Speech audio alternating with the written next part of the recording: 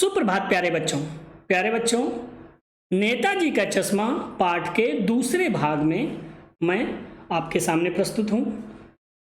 पहले भाग में आपने पूर्व में नेताजी का चश्मा पाठ में कहानी में ये देखा कि किस तरीके से लेखक हालदार साहब जो एक कस्बे से होकर के गुजरते और वहाँ पर उन्होंने देखा कि नगर पालिका के द्वारा नेताजी की एक मूर्ति लगवा दी गई थी।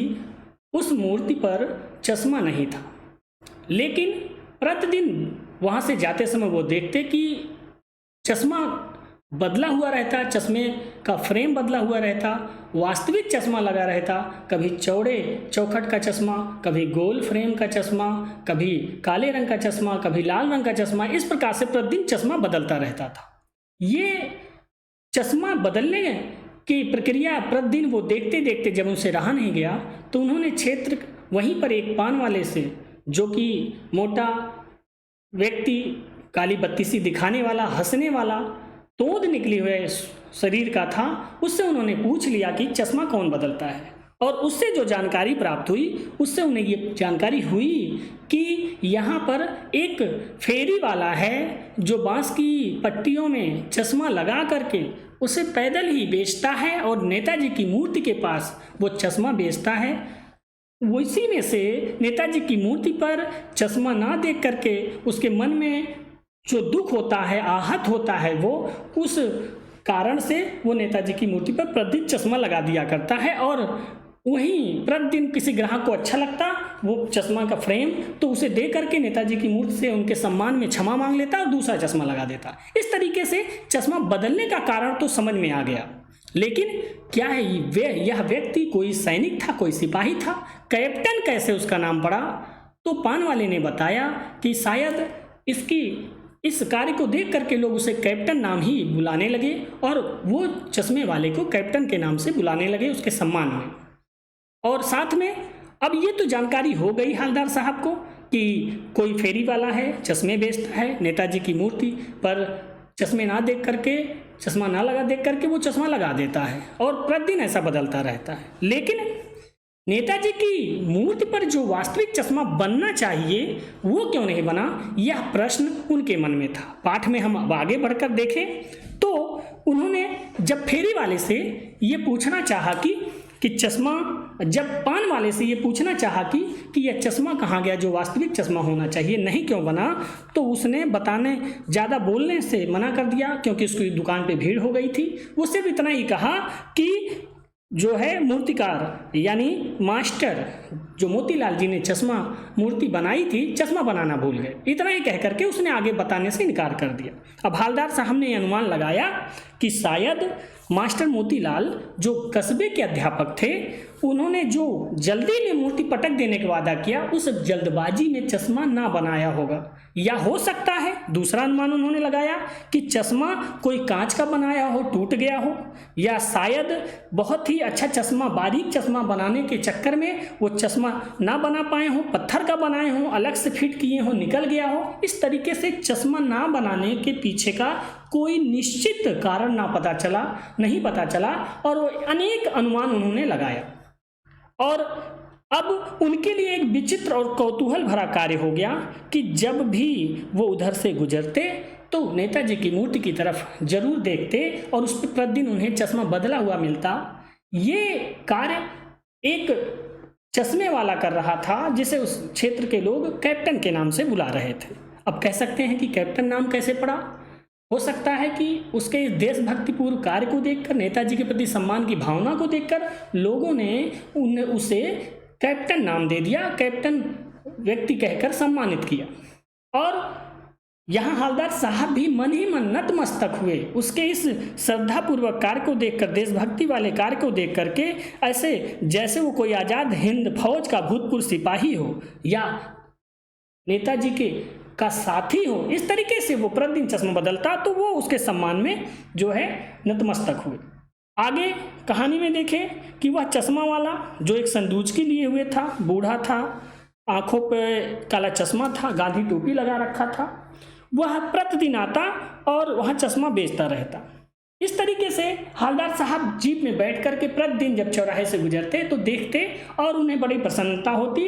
इस तरीके से कभी गोल चश्मा होता, कभी चौकोर होता, कभी लाल फ्रेम का होता, कभी धूप वाला चश्मा होता, कभी बड़े कांचों का चश्मा होता, कभी धूल भरे उस मौसम में गोगो चश्मा लगा होता। इस तरीके से वो प्रफुल्लित होते, प्रसन्न होते। ये कहीं ना कहीं कैप्टन के प्रति उनके मन में श्रद्धा के भाव बढ़ते गए। 2 वर्षों तक लगातार हवलदार साहब का आना जाना उस क्षेत्र से होता रहा और प्रतिदिन नेताजी की मूर्ति पर चश्मा लगा वो देखते रहते थे। इस तरीके से एक दिन जब वो उस क्षेत्र से गुजर रहे थे तो उन्होंने देखा कि उस क्षेत्र की सभी दुकानें बंद थी, सन्नाटा था। वैसे ही जैसे आपने लॉकडाउन में देखा होगा कि चारों तरफ बंदी थी, तो उसी तरीके से सन्नाटा रहा होगा। और उन्होंने देखा कि नेताजी की मूर्ति पर चश्मा भी नहीं था। बड़े आश्चर्य की बात थी और ये चश्मा ना होना उन्हें बड़ा ही अजीब लगा। लेकिन दुकानें बंद थी। उन्होंने पान वाले के पास, पान वाले की भी दुकान बंद थी। अगले दिन जब उधर से गुजरने लगे तो उन्होंने पान वाले से उस मूर्ति पर चश्मा ना लगे होने का कारण पूछा। वही पान वाला जिसने कभी मजाक उड़ाया था, उस चश्मे वाले का वो उसकी आंखें गीली हो गई और उसने अपने धोती के किनारे से आंखें पोंछते हुए मुंह का पान की पीक थूकते हुए उसने गीली आंखों से कहा कि साहब कैप्टन मर गया।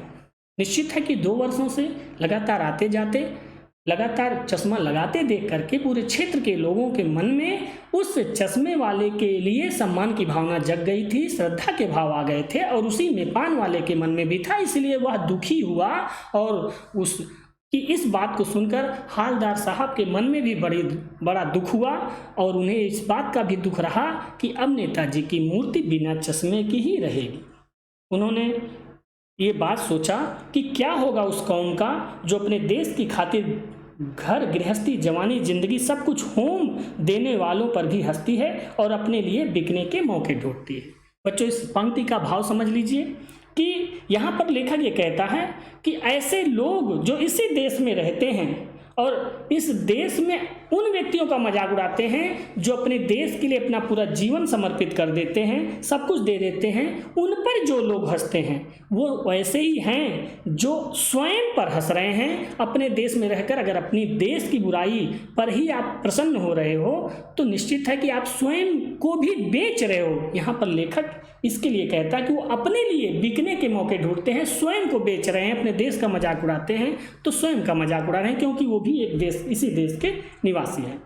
15 दिन बाद दुखी मन से जब कैप्टन उसी क्षेत्र से फिर से गुजर रहे थे तो उन्होंने मन में सोचा था कि अब मैं नेताजी की मूर्ति की तरफ नहीं देखूंगा क्योंकि उस पर चश्मा लगाने वाला कैप्टन की मृत्यु हो चुकी है और अब चश्मा नहीं होगा तो मुझे अच्छा नहीं लगेगा। लेकिन हवलदार साहब की जिज्ञासा जगी फिर से, उन्हें रहा नहीं गया और वो वहाँ से जाते समय उनकी नज़र उस मूर्ति पर पड़ी तो उछल गए वो काफ़ी ज़ोर से और तुरंत उन्होंने अपने ड्राइवर को जीप रोकने को कहा। दौड़ करके, उतर करके, दौड़ करके मूर्ति के पास जाकर खड़े हो गए, भावुक हो गए क्योंकि नेताजी की मूर्ति पर एक बांस का बना हुआ यानी सरकंडे का बना हुआ चश्मा लगा हुआ था और वो जब चश्मा को देखकर उनके मन में भावुकता जग गई, उनके मन में जो संवेदना थी देश के प्रति, नेताजी की मूर्ति को, नेताजी के प्रति वो जगी और वो उनके आंखों में आंसू आ गए।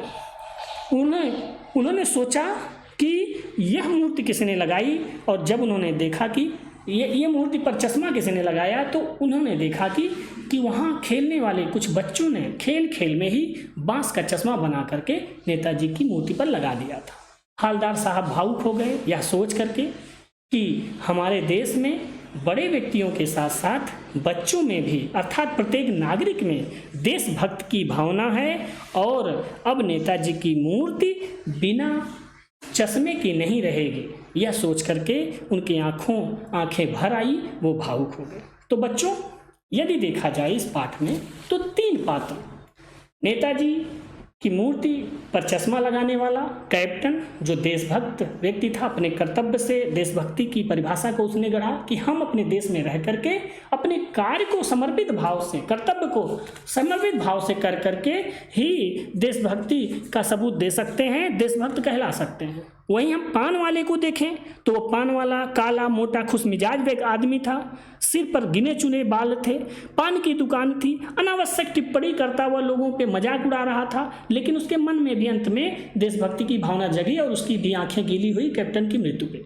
हालदार साहब के स्वभाव को देखें तो हालदार साहब भावुक व्यक्ति थे, जिज्ञासु व्यक्ति थे, उनसे रहा नहीं जाता था उस मूर्ति को देखने में, और देशभक्ति भी थे। तो ये इन तीनों के स्वभाव थे। इस कहानी के माध्यम से लेखक ने देशभक्ति की जो परिभाषा गढ़ी उसमें ये स्पष्ट किया कि हम अपने देश के प्रत्येक वस्तु से, नागरिक से, सभी लोगों के प्रति देशभक्ति की भावना दिखा सकते हैं, उनके प्रति सम्मान की भावना दिखा सकते हैं, और ख़ास तौर पर जो स्वतंत्रता सेनानी हैं उनका और उनके परिवार को के प्रति सम्मान की भावना अवश्य दिखाना चाहिए। एक दूसरा प्रश्न उठता है कि चौराहों पर लोगों की, महान व्यक्तियों की जो मूर्तियां लगती हैं उसका क्या उद्देश्य है। तो हम कह सकते हैं कि ऐसे लोगों को याद रखना, उनके अच्छे कार्यों के प्रति सम्मान की भावना प्रकट करने के लिए हम मूर्तियां लगाते हैं। तो इस तरीके से ये सारे प्रश्न इस पाठ पर बनते हैं। तो बच्चों अब आइए, ये पाठ समाप्त हो गया। इस पाठ को पढ़ करके जो भी आपने सीखा उसके आधार पर कुछ प्रश्न हैं, अपने विचारों को आप इन प्रश्नों के उत्तर में लिखेंगे। पहला प्रश्न, नेताजी का चश्मा पाठ का उद्देश्य स्पष्ट कीजिए। तो निश्चित है कि देशभक्ति की भावना व्यक्त करने का तरीका और छोटे से छोटा व्यक्ति जो अच्छे तरीके से देशभक्ति प्रकट करता है उसके लिए भी सम्मान देने का भाव इस कहानी के लिखने का मुख्य उद्देश्य था।